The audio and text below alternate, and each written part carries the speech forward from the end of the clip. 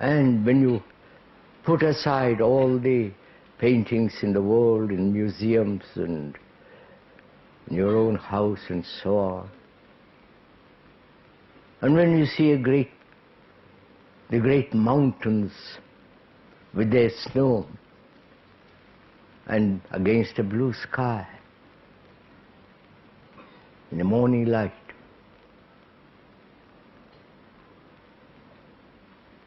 there is a certain quality of silence, certain quality of breathless adoration. And the perception of that immovable, the deep valleys, the lakes and the rivers and the forests, when you see all that, the very greatness of it drives away our petty little life. Maybe for a minute or for a few seconds, when the self is not, beauty is. Do you understand? Are we together in this? When you look at all those mountains, rivers, and the beautiful architecture, or read a poem, some part of the ancient literature, the Old Testament, or the Upanishads and so on, to observe all that without thought, without the me interfering with your perception.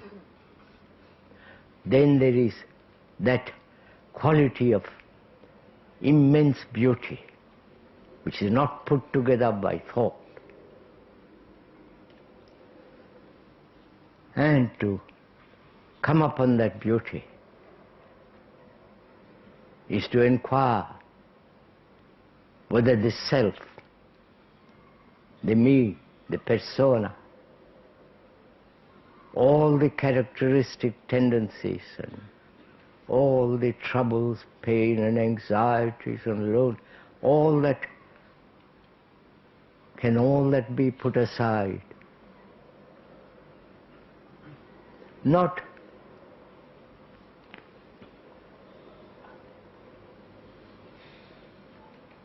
make that which is great make you put everything aside. Then that greatness becomes merely a toy.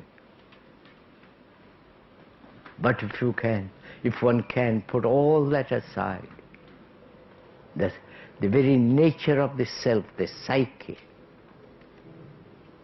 then there is that immense beauty which is really timeless existence. And let's go to something else, which is, what is death? We are going to inquire together, what is death? And also we are going to talk over together, what is it that continues?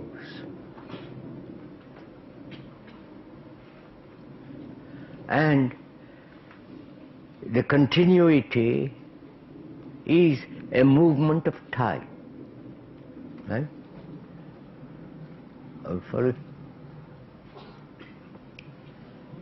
So we must ask also, is there anything permanent in us, in the world, outside of us? Is there anything imperishable that cannot be destroyed, that is endlessly permanent? Man has asked this question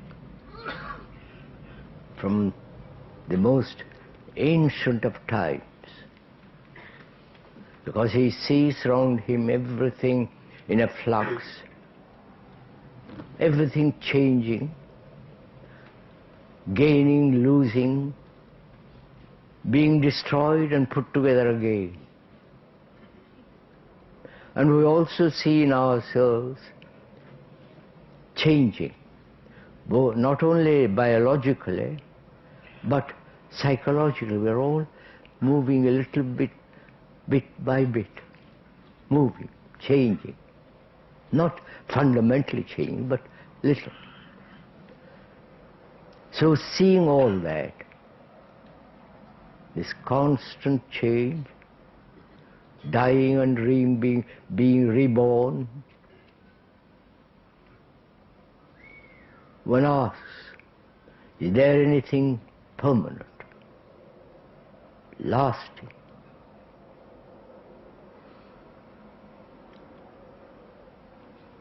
And what is that thing that lasts? Is it a continuity of what we are? You understand? Does this all interest you? Don't just say yes. That's no fun. But we are really interested in this, because it has to do with one's life, one's daily life. And is there anything in one's daily life that's permanent? There's always at the end of that so-called continuity, there is death. One has lived 90 years, or 50 years, or 10 years. And during those 80, 90 years, there's been a long continuity of memory, continuity of activity, labor, striving, aspiring, hoping to make oneself more excellent in some skill or other, or inwardly, psychologically, to find something that is not always changing. So we see all this. An ancient oak dies.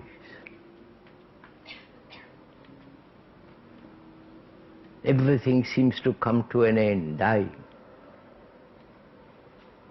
And observing all this, one asks oneself, as I hope you're asking yourself, is there permanent something that will last, that will have its roots